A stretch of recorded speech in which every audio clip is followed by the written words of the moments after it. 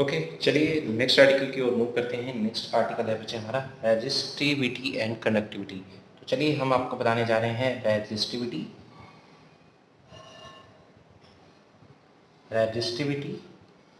And conductivity. तो resistivity और conductivity क्या है इसके बारे में बच्चे डिटेल बताने जा रहे हैं। तो मेरा नेक्स्ट टॉपिक है बच्चे रेजिस्टिविटी एंड कंडक्टिविटी। चलिए स्टार्ट करते हैं आपके इस टॉपिक को रेजिस्टिविटी और कंडक्टिविटी के अकॉर्डिंगली। ठीक है, चलिए इसको डिफाइन करने जा रहे हैं बच्चे। रेजिस्टिविटी अभी भी बच्चे मैंने आपको सबसे पहले हम रेजिस्टिविटी के ऊपर बात करें तो अभी भी बच्चे मैंने आर के लिए फॉर्मूला निकाला था। आर का फॉर्मूला क्या था? आर थी rho L divided by A. तो यहीं से रेजिस्टिविटी का फॉर्मूला निकाला जाए तो R A divided by L. तो लीजिए रेजिस्टिविटी के लिए फॉर्मूला तो अगर मैंने निकाल दिया है तो ये है रेजिस्टिविटी का फॉर्मूला। अगर if L equal to 1 unit, मान लीजिए आपकी लेंथ कितनी है, कंडक्टर की लेंथ 1 यूनिट मान लीजिए। अगर ठीक है लेंथ आप 1 यूनिट मान लीजिए, एरिया भी कितना मान लीजिए 1 यूनिट ही मान लीजिए। अगर आपकी लेंथ भी 1 यूनिट है, 1 यूनिट है, एरिया भी 1 यूनिट है एट दैट टाइम, देन रो किसके बराबर होगा? रो हो जाएगा आर के बराबर। तो यहीं से हम बच्चे डेफिनेशन बना सकते हैं क्या? The specific resistivity of a conductor is equal to resistance of that conductor. ठीक है, that conductor material with unit area cross section and unit length. अगर एक कंडक्टर की लेंथ यूनिट लेंथ हो, उसका एरिया क्रॉस सेक्शन यूनिट हो, तो उसकी जो भी रेजिस्टेंस होगी वही उसकी क्या कहलाएगी? रेजिस्टिविटी के इक्विवेलेंट होगा, वही उसकी रेजिस्टिविटी के इक्विवेलेंट होगी। अगर हम बात करें कनेक्टिविटी की, कनेक्टिविटी क्या होती है बेटा? Connectivity of the material. Connectivity connectivity क्या होती है? Connectivity is inverse of the resistivity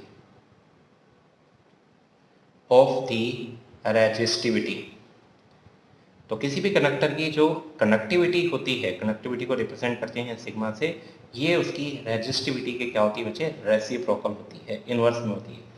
ठीक है, अगर मैं बात करूं कि रेजिस्टिविटी आपकी इस मटेरियल की रेजिस्टिविटी किस किस फैक्टर के ऊपर डिपेंड करती है, तो फैक्टर की अगर बात की जाए तो आपकी resistivity of material depend upon, ठीक है, रेजिस्टिविटी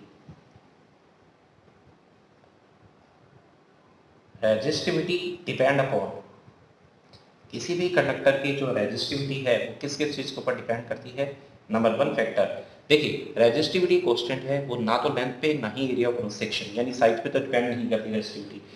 लेंथ और एरिया क्रॉस सेक्शन पे तो आपका रेजिस्टेंस डिपेंड करता है। तो रेजिस्टिविटी एरिया और लेंथ पे डिपेंड तो करती नहीं है, तो किस चीज़ पे डिपेंड करती है? नंबर 1 नेचर के ऊपर, आपके नेचर ऑफ मटेरियल के ऊपर डिपेंड करेगी। तो आपके मटेरियल का नेचर कैसा है इस पर डिपेंड करेगी। तो नेचर ऑफ मटेरियल पे डिपेंड करती है। और साथ ही साथ दूसरी अगर बात करूं तो टेम्परेचर ऑफ द मटेरियल पे डिपेंड करेगी। आपके मटेरियल का टेम्परेचर कैसा है, उसका नेचर कैसा है, इस दोनों चीज़ों के ऊपर आपको डिपेंड करती है आपकी रेजिस्टिविटी की वैल्यू। आपको मैंने अभी बता ही दिया, रेजिस्टिविटी आपकी किसी भी सब्सटेंस की जो रेजिस्टिविटी होती है ना ही उसकी साइज के ऊपर, ठीक है, ना ही उसकी साइज ना उसकी शेप, ठीक है, ये इसके ना तो साइज के ऊपर डिपेंड करती है ना ही आपकी क्या होती है शेप के ऊपर डिपेंड करती है। ये है क्या? ये तो एक करेक्टरिस्टिक्स प्रॉपर्टी होती है। तो आपकी ये तो एक करेक्टरिस्टिक्स प्रॉपर्टी है जो बॉडी के किस चीज़ के ऊपर डिपेंड करती है? नेचर के ऊपर या टेम्परेचर ऑफ द मटेरियल था यहाँ मुझे, टेम्परेचर ऑफ द मटेरियल, आपके मटेरियल का टेम्परेचर कैसा है और उसका नेचर कैसा है, इन दो चीज़ों के ऊपर डिपेंड करती है आपकी रेजिस्टिविटी। यूनिट की बात करें तो रेजिस्टिविटी की यूनिट बड़े इजली वे में आप यहीं से निकाल सकते हो। आपकी रेजिस्टेंस की यूनिट क्या होती है बच्चे? ओम होती है। एरिया की मीटर स्क्वायर हो गई, ठीक है, एरिया की क्या होगी बच्चे? मीटर स्क्वायर हो गई, डिवाइडेड बाय लेंथ की क्या होती है? मीटर। तो मीटर से मीटर कैंसिल हो गया, आपकी यूनिट आ गई ऐसा यूनिट ओम मीटर। लीजिए इसकी यूनिट बच्चे मैंने निकाल दी। इसकी निकालनी है तो रिवर्ट कर देना, ठीक है।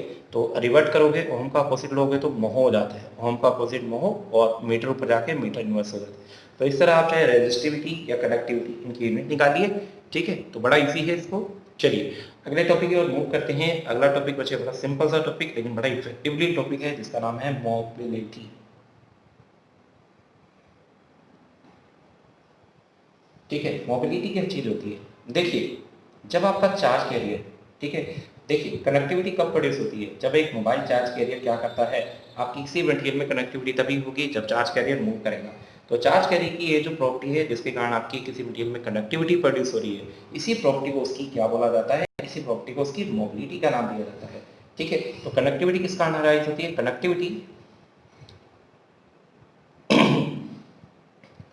कंडक्टिविटी अराइजेस, अगर मैं कंडक्टिविटी अराइजेस करूं तो किस कारण होता है? As a result of mobile charge career.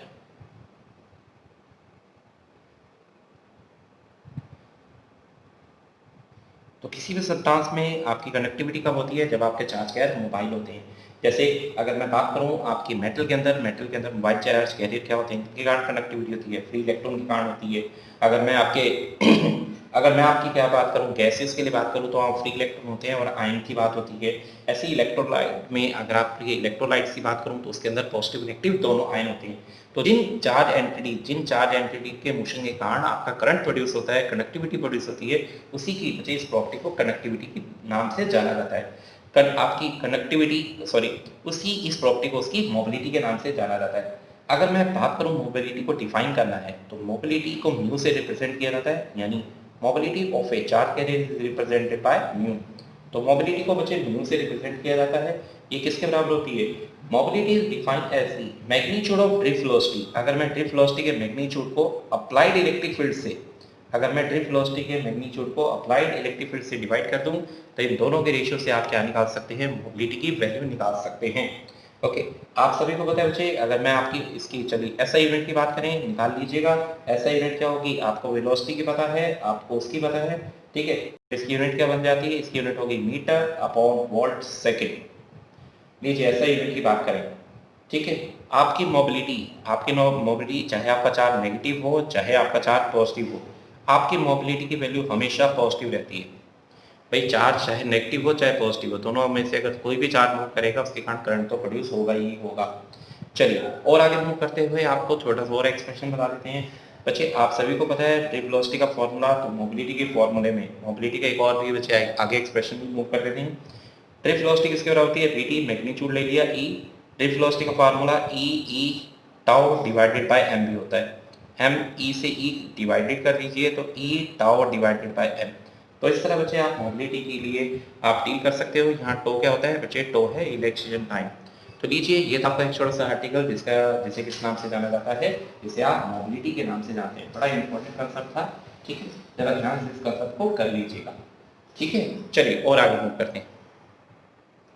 चलिए नेक्स्ट आर्टिकल में आपको बताता हूँ आपका जो टेम्परेचर डिपेंडेंसी। ठीक है, आपकी रेजिस्टिविटी टेम्परेचर के ऊपर कैसे डिपेंड करती है। तो आपका नेक्स्ट आर्टिकल ये रहेगा, आर्टिकल का नाम है टेम्परेचर डिपेंडेंस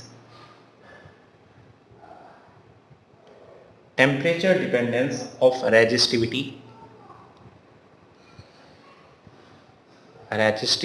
एंड रेजिस्टेंस। ठीक है, आपको बताने जा रहा हूँ आपकी रेजिस्टेंस या रेजिस्टिविटी। ठीक, आपको बच्चे बताने जा रहे हैं रेजिस्टेंस या रेजिस्टिविटी किस तरह बच्चे आपके किसके ऊपर टेम्परेचर के ऊपर डिपेंड करते हैं वो बताने जा रहा हूँ। बच्चे देखिए, resistivity of a material is depend upon the temperature. भाई सिंपल सी बात है, रेजिस्टेंस हो या रेजिस्टिविटी हो, दोनों के दोनों आपके किसी मटेरियल के टेम्परेचर के ऊपर तो डिपेंड करेंगी। बट आपका टेम्परेचर की रेंज लार्ज ना हो, ठीक है, टेम्परेचर की रेंज लार्ज ना हो उसके तब तक। Okay, the resistivity of metallic, अगर मैं आपको बताऊं कि एक मेटल की रेजिस्टिविटी टेम्परेचर के साथ किस तरह रिलेट होती है वो बता देता हूं। The resistivity of a metallic conductor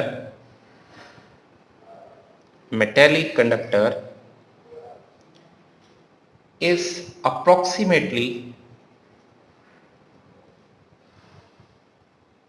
given by, किसी भी मेटल की जो रेजिस्टिविटी है वो किसके बराबर होती है बच्चे? उसे गिवन बाय, उसे किस एक्सप्रेशन लिखा जा सकता है?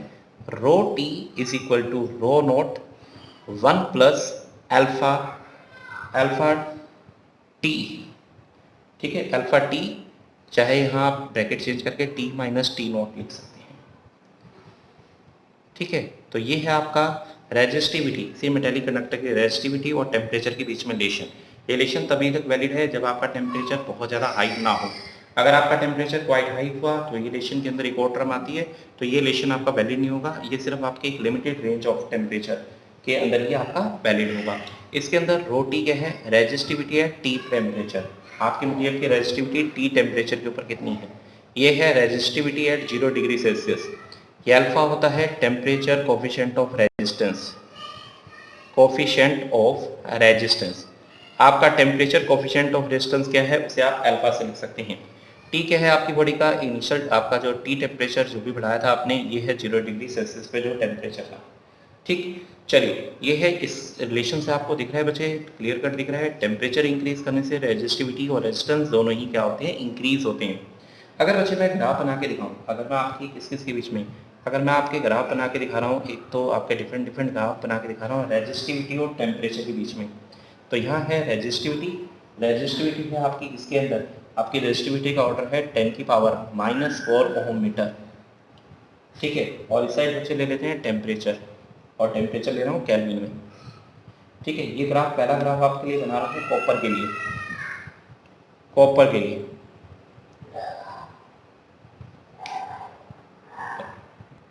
लीजिए, अगर रेजिस्टिविटी और टेम्परेचर के लिए मैं कॉपर के लिए ग्राफ बनाऊं, तो कॉपर के लिए अगर आप ग्राफ बनाएंगे तो लीजिए इस तरह का ग्राफ मिलता है। लीजिए इस तरह आपको एक ग्राफ मिलेगा कॉपर के केस में।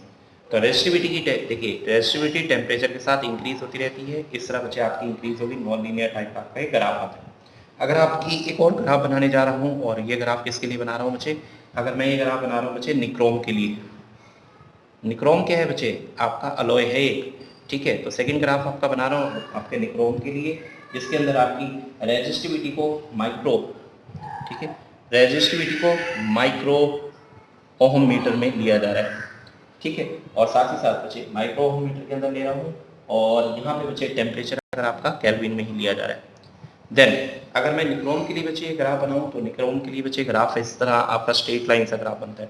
इसका मतलब निक्रोम के केस में आपका टेम्परेचर इंक्रीज होने से आपकी रेजिस्टिविटी क्या होती है, डायरेक्टली इंक्रीज होनी शुरू हो जाती है। ठीक है, अगर मैं एक और ग्राफ बनाऊं बच्चे किस केस के लिए, सेमीकंडक्टर के लिए ग्राफ बना रहा हूँ रेजिस्टिविटी और टेम्परेचर के बीच में। अगर मैं आपका इसके रेजिस्टिव आपकी किसके लिए, सेमीकंडक्टर के लिए, थर्ड ग्राफ आपका सेमीकंडक्टर के लिए बनाया जा रहा है। सेमीकंडक्टर के केस में क्या होता है, टेम्परेचर इंक्रीज होने से रेजिस्टेंस या रेजिस्टिविटी डिक्रीज होती है, तो आपका इस तरह का एक्सपोनेंशियली डिक्रीजिंग सा ग्राफ आपका इस तरह आपका डिक्रीजिंग ग्राफ आपका प्रोड्यूस हो जाता है। ठीक है, तो ये थी बच्चे ग्राफ की ग्राफिकली इंट्रोडक्शन आपकी रेजिस्टिविटी की। बात की जाए आपकी किसकी, आपकी अल्फा, आपकी जो अल्फा मैंने टेम्परेचर कोफिशिएंट की बात की है, इसी यूनिट की बात करेंगे। तो अल्फा किसके बराबर है, अगर मैं यहाँ से अल्फा निकालूँ, तो देखिए अल्फा अगर मैं निकालना चाहता हूँ, ठीक है, अगर मैं अल्फा की वैल्यू निकालूँ तो किसके बराबर होगी, चलिए नीचे करके दिखा देते हैं आपको। देखिए rho T equal to rho nought plus rho nought alpha T minus T nought. ठीक है, इसको इधर भेज दीजिए, यानी rho T minus rho nought equal to rho nought alpha T minus T nought. तो यहाँ से अल्फा की वैल्यू निकालेंगे तो क्या आएगी, rho T minus rho nought divided by rho nought T minus T nought. ये तो बच्चे सेम चीज़ है, सेम में से सेम माइनस करोगे यूनिट तो सेम रहेगी, और नीचे भी है तो कैंसिल हो गई। टेम्परेचर में से टेम्परेचर माइनस करोगे तो मतलब टेम्परेचर की यूनिट ही बची अल्टीमेटली। तो इसकी यूनिट क्या होगी, पर डिग्री सेल्सियस। तो यूनिट कितनी, इसकी यूनिट क्या होगी बच्चे, अल्फा की यूनिट होती है पर डिग्री सेल्सियस आपकी यूनिट होगी। बिल्कुल सेम ऐसे ही जैसे आपका रेजिस्टिविटी का रिलेशन है, बिल्कुल ऐसे ही सेम आपका रेजिस्टेंस के साथ भी रिलेशन है।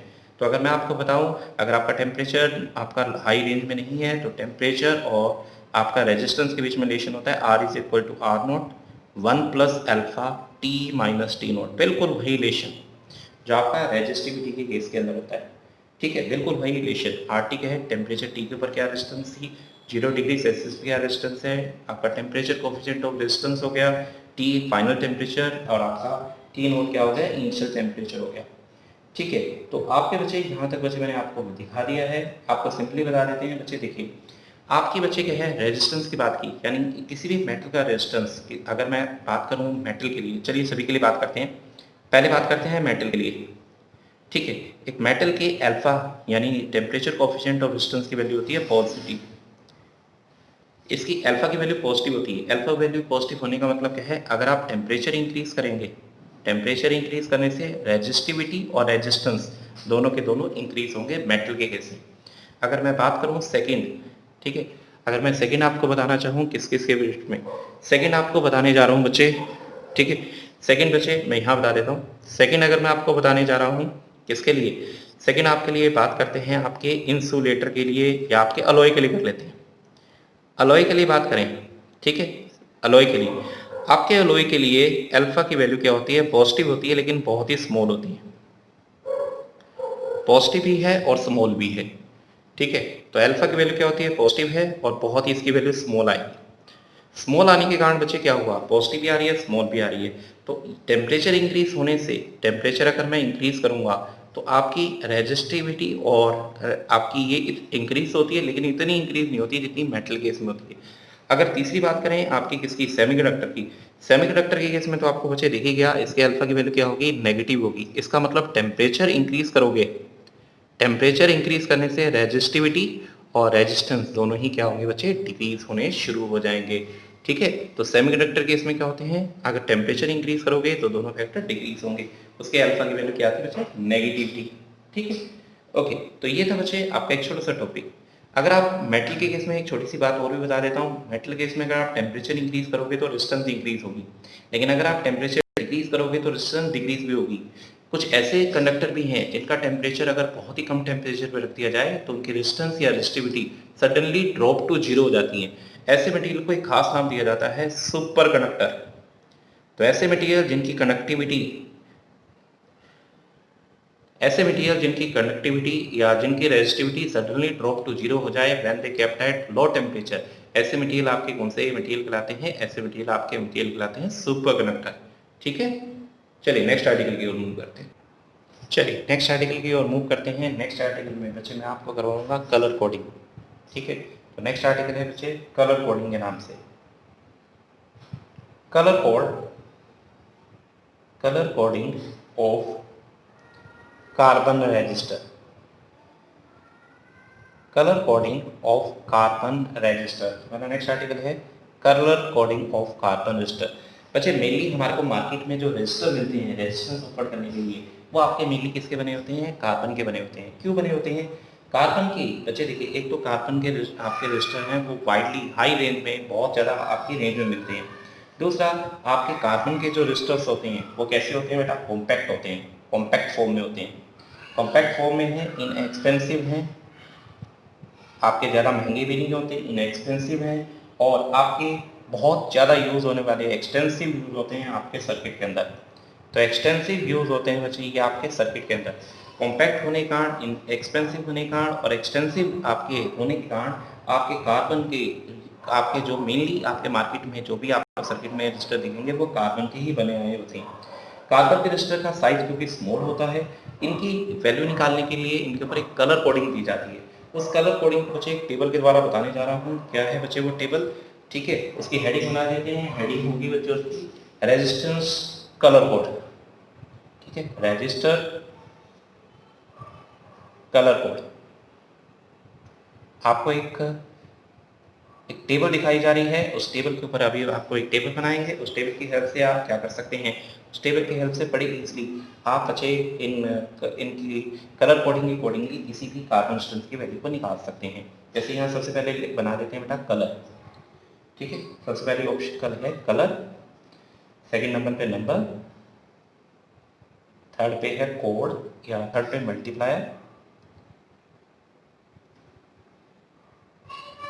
और फोर्थ पे है बच्चे टॉलरेंस। टॉलरेंस हमेशा परसेंटेज में जाती है। मार्केट में बच्चे जो भी रजिस्टर मिलते हैं, मार्केट के अंदर जो भी आपको रजिस्टर मिलेंगे उसके ऊपर क्या होगा, 4 लाइंस लगी होंगी। 3 लाइन तो बच्चे बिल्कुल नियर बाय होती हैं, एक लाइन आपकी अलग होती है। कई बार ऐसा होता है ये 4th लाइन नहीं भी होती। आपकी जो फर्स्ट 2 लाइन होती है वो फर्स्ट 2 सिग्निफिकेंट फिगर को बताती है, थर्ड लाइन आपके 10 के मल्टीप्लायर को बताती है, और लास्ट लाइन आपकी जो होती है टॉलरेंस को बताती है। तो मार्केट में जितने भी कार्बन रजिस्टर बनते मिलते हैं उनके ऊपर इस तरह की 4 लाइन्स होती हैं। इन 4 लाइन की कलर कोडिंग से हम उनकी वैल्यू को पहचान सकते हैं। उसके लिए बच्चे आपको एक सीक्वेंस याद रखनी पड़ेगी। क्या है वो सीक्वेंस, मैं आपको सीक्वेंस बता देता हूँ, सभी आपको याद रहेगी, ठीक है। चलिए सीक्वेंस क्या है, सबसे पहले आपका जो कलर आता है वो है आपका ब्लैक कलर। सबसे पहले आपका जो कलर है वो आएगा ब्लैक। इस सारे को एक सीक्वेंस से भी याद करवा दूंगा।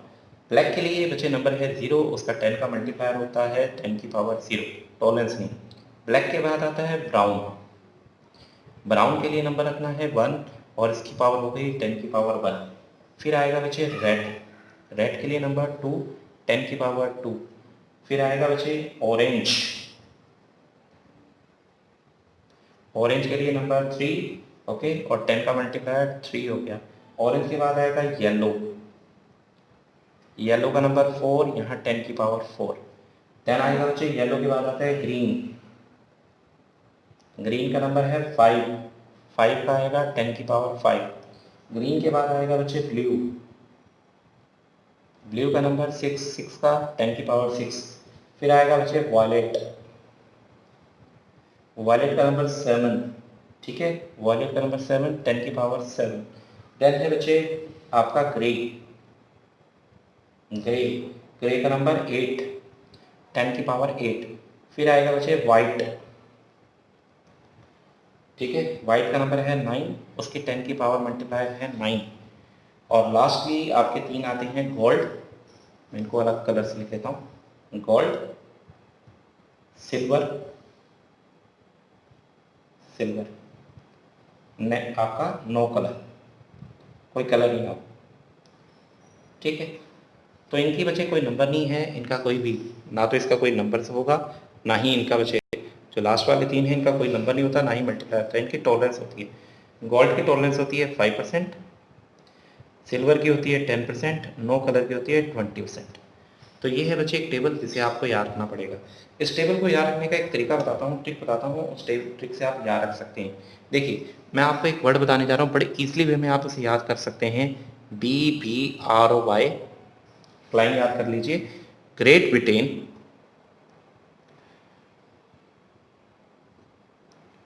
ग्रेट ब्रिटेन लिखना था, ठीक है, great Britain, very good wife, ठीक है, क्या है बच्चे, BBROY, Great Britain, very good wife, wearing gold silver necklace, gold silver necklace। तो ये लाइन याद रखना, BBROY, Great Britain, very good wife, wearing gold silver necklace. B का मतलब black, brown, red, orange, yellow, देखिए black, brown, red, orange, yellow, बस उसके बाद एक एक उठाइए। जी का मतलब अगले वाले का येलो तक हो गया, जी का मतलब ग्रीन, बी का आपका ब्रिटेन का, बी का ब्लू, वॉयलेट, ग्रे, वाइट, इसका कुछ नहीं होगा, गोल्ड सिल्वर नेकलेस, ठीक है। तो इस तरह BBROY, Great Britain, very good wife, wearing gold silver necklace. इस तरह बच्चे आप क्या कर सकते हैं, इस अगर आपने इस सीक्वेंस को याद रख लिया तो इस सीक्वेंस से आप क्या कर सकते हैं, किसी भी कार्बन की कलर कोडिंग को आप क्या कर सकते हैं, आप उसे बता सकते हैं कलर कोडिंग के अंदर बच्चे उसके अंदर क्या आपकी कितनी वैल्यू होगी।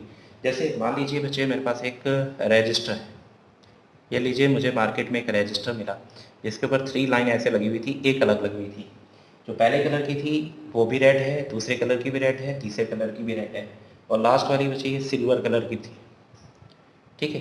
तो कार्बन के अंदर बच्चे ये बच्चे मेरे को एक मिला, ओके। अगर मेरे को इस तरह का कार्बन रजिस्टर मिला है तो आपको पता है पहले तो सिग्निफिकेंट फिगर बताएंगे।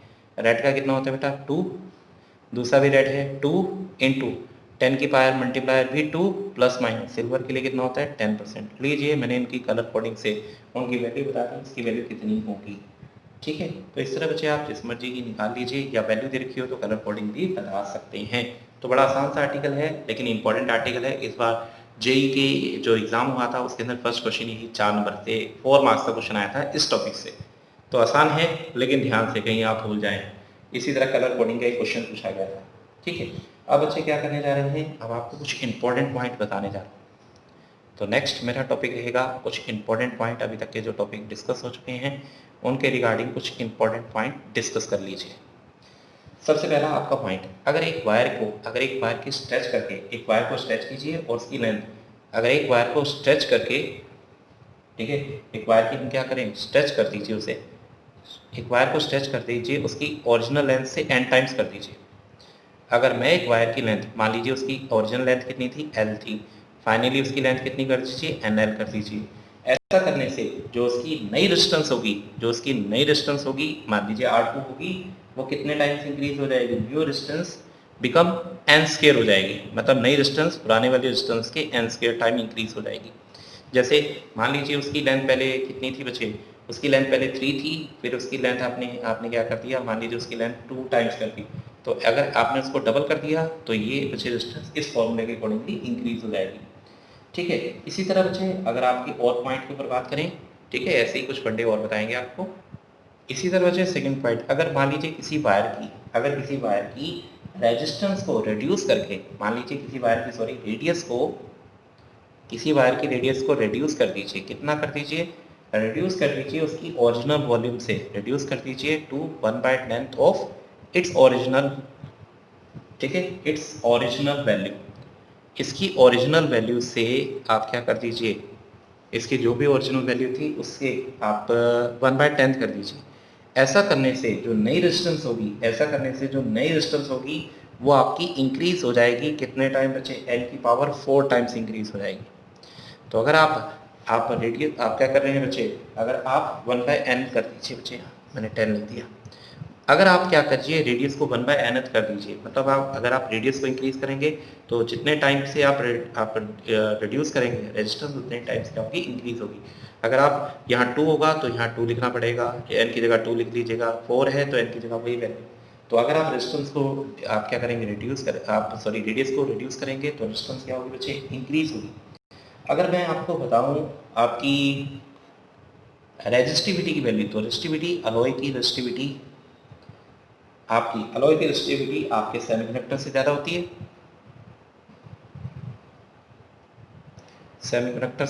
है, सेमीकंडक्टर लिखना था, और इसकी किसके ज़्यादा होती है, कंडक्टर से ज़्यादा होती है। अच्छा, जितनी भी स्टैंडर्ड रेजिस्टेंस कॉइल हैं, फोर्थ वन बना दीजिए, जितनी भी स्टैंडर्ड रेजिस्टेंस कॉइल होती हैं, वो सारी की सारी, वो सारी की सारी बच्चे स्टैंडर्ड रेजिस्टेंस कॉइल आपकी किसकी बनाई जाती हैं, अलॉयज़ की बनाई जाती हैं। जितनी भी स्टैंडर्ड रेजिस्टेंस कॉइल हैं वो अलॉय की बनाई जाती हैं, या तो आपकी वो मैग्नीन